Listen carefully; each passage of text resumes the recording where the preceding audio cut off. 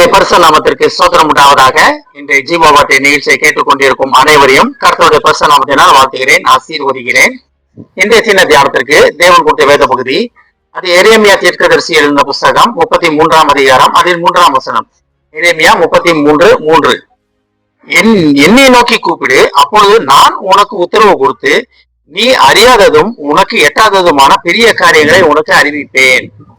இதை கேட்டுக்கொள்ளும் தேவ பிள்ளைகளே, இந்த ஓய்வு நாளாகிய இன்று தேவன் என்ன நம்மகிட்ட சொல்ல ஆசைப்படுகிறார்னா, என்னை நோக்கி கூப்பிடு, தேவனாகிய என்னை நோக்கி, இயேசுவை நோக்கி, கர்த்தரை நோக்கி கூப்பிடுங்கள் நீங்க அப்படின்ட்டு கர்த்தர் நம்மளை நோக்கி கூப்பிடுகிறார். ஓய்வு நாள் என்று தேவன் நம்மகிட்ட கேட்கிற ஒரு காரியம் தான், என்னை நோக்கி கூப்பிடுங்கள்.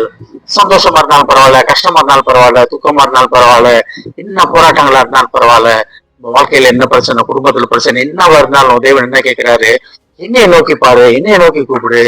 என்னை நோக்கி பார்த்து அவர்கள் தப்பினார்கள் வேதத்துல படிக்கிறோம், அவரை நோக்கி பார்த்து தப்பினார்கள் சங்கீதத்துல பாக்குறோம். அதே போல தேவன் கேட்கிறாரு, அவரை நோக்கி பார்ப்பதற்காக, அவரை நோக்கி பார்ப்பதற்காக நம்ம கஷ்டங்கள் மத்தியில, நம்ம போராட்டங்கள் மத்தியில, நம்ம உலகத்தை பார்க்காம தேவனை நோக்கி பார்க்கும்போது ஒரே தீர்வு அவரு தான், இயேசு கிறிஸ்து ஒருவர் தான் தீர்வு. இதுதான் தீர்க்கதரிசனமாக சொல்லப்பட்டு இருக்கிறது. ஒருவேளை இந்த வசனம் எல்லாருக்கும் மாபரமா தெரியும். இதை பைபிளோட எமர்ஜென்சி நம்பர் அப்படிம்பாங்க. இப்படி ஃபயர் சர்வீஸ்க்கு 101, கண்ட்ரோல் ரூம்னா போலீஸ்க்கு 100, ஆம்புலன்ஸ்னா 108, இந்த மாதிரி ஒவ்வொரு இடத்துல அந்த அவசர எமர்ஜென்சி நம்பர்ஸ் உண்டு ஒவ்வொரு இதுலயும். அதே போல வேதத்தோட எமர்ஜென்சி நம்பர் எதையுமே 33 அப்படிம்பாங்க. இந்த வசனம் என்ன சொல்லுது பாருங்க, என்னை நோக்கி கூப்பிடு, அப்பொழுது நான் உனக்கு உத்தரவு கொடுத்து. அப்ப தேவனை நோக்கி கூப்பிடும் பொழுது தேவன் நம்ம உத்தரவு வரல, ரெடியா இருக்காரு, காத்து கொண்டு இருக்கிறார். எப்ப என் மகன் கூப்பிடுவான், பிரச்சனை போராட்டத்துல உலகத்தை ஆளை நோக்கி போகாம என்னை நோக்கி எப்ப பார்ப்பான் அப்படின்ட்டு அவன் காத்து கொண்டு இருக்கிறார். அப்ப என்னை நோக்கி கூப்பிடு. அப்படி கூப்பிடும் போது தேவன் அடுத்து என்ன சொல்றாரு, அப்பொழுது நான் உனக்கு உத்தரவு கொடுப்பேன். உத்தரவு கொடுத்தவரை மட்டும் இல்லாம அடுத்து என்ன சொல்றாரு பாருங்க, நீ அறியாததும் உனக்கு எட்டாததுமான பெரிய காரியங்களையும் உனக்கு அறிவிப்பேன். அப்ப குடும்பத்துல, பிசினஸ்ல, வேலை பார்க்கிற இடத்துல மேலதிகாரி தொல்லையா, படிப்பு சரியா வரலையா, பிள்ளைகள் ஒன்றும் நம்ம சொல்றது கீழ்ப்படியாம இருக்காங்களா, கணவன் மனைவிக்குள்ள பிரச்சனையா, பெற்றோருக்கும் பிள்ளைகளுக்குள்ள பிரச்சனையா, என்ன வரனாலும் பரவாயில்ல, தேவனை நோக்கி கூப்பிடும் போது அவர் உடனடியாக நமக்கு செவி கொடுக்க வல்லவராக இருக்கிறார். உடனடியாக நமக்கு செவி கொடுக்க வல்லவராக இருக்கிறார். உடனடியாக என் மகன் கூப்பிடுறானே, என் மகன் கூப்பிடுறாளே, அவளுக்கு நான் உடனே அவளுக்கு விடுதலை செய்யணுமே, அந்த போராட்டத்துல இருந்த கஷ்டத்துல இருந்து உடனே நான் அவளை விடுவிக்கணுமே அப்படின்னு தேவன் எனி டைம் ரெடியா இருக்காரு. அதனால்தான் சொல்றாரு, என்னை நோக்கி கூப்பிடு, எந்த நேரத்தை கூப்பிட்டாலும் பரவாயில்ல, அப்பொழுது நான் உனக்கு உத்தரவு கொடுப்பேன். உத்தரவு கொடுத்து என்ன செய்வாரா, உனக்கு அறியாததும் உனக்கு எட்டாததுமான பெரிய காரியங்களையும் உனக்கு அறிவிப்பேன் அப்படின்றாரு. அப்ப நம்ம விடுதலை, நம்ம கஷ்டத்துல இருந்து, நம்ம என்ன போராட்டத்திலிருந்து நம்ம விடுதலை பெறுவதற்கான பெரிய காரியங்களை தேவன் சொல்ல வல்லவராக இருக்கிறார்.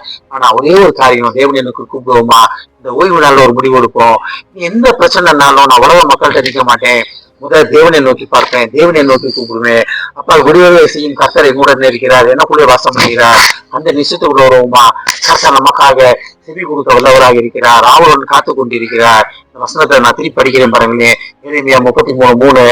என்னை நோக்கி கூப்பிடு, அப்பொழுது நான் உனக்கு உத்தரவு கொடுத்து நீ அறியாததும் எட்டாததுமான பெரிய காரியங்களை உனக்கு அறிவிப்பேன்றாரு. இப்ப தேவன் நம்மளுக்காக பெரிய காரியங்களை அறிவிப்பதற்கு காத்து கொண்டிருக்கிறார். ஆமென். ஜெபிப்போம். எங்களை அதிகமான அன்பின் பரலோக பிதாவே, நாங்கள் உண்மையை நோக்கி கூப்பிடும் பொழுது நீர் உடனடியாக எங்களுக்கு உத்தரவு தருவேன் என்பதற்காக நன்றி ஆண்டவரே. நாங்கள் அறியாததும் எங்களுக்கு எட்டாததுமான பெரிய காரியங்களை நீர் எங்களுக்கு தெரிவிப்பேன் என்பதற்காக நன்றி ஆண்டவரே. உண்மையை நோக்கி கூப்பிடும் பொழுது எங்களை விடுதலை செய்வேன் என்று சொன்ன வார்த்தைக்காக நன்றி ஆண்டவரே. இதை கேட்டுக்கொண்டு ஒவ்வொருவரையும் ஆசீர்வதிக்கிறோமாப்பா, ஒவ்வொரு குடும்பத்தையும் ஆசீர்வதிக்கிறோம் ஆண்டவரே. குடும்பத்தில் உள்ள ஒவ்வொருவரும் தங்கள் கஷ்டத்தில், தங்கள் போராட்டத்தில், தங்கள் நோய்களின் மத்தியிலே உண்மையை நோக்கி கூப்பிட உதவி செய்யும் ஆண்டவரே. பேசாமனே உங்களுடைய உத்தரவு பெற்றுக்கொண்டு தங்கள் பாதைகளை சரிப்படுத்த உதவி செய்யுமாப்பா. நீர் அழைப்பதற்காக நன்றி ஆண்டவரே. ஆசீர்வதிக்குமாப்பா. இயேசுவின் மூலமா கேட்கிறேன் நல்ல பிதாவே. ஆமென். கர்த்தர் உங்களை ஆசீர்வதிப்பாராக.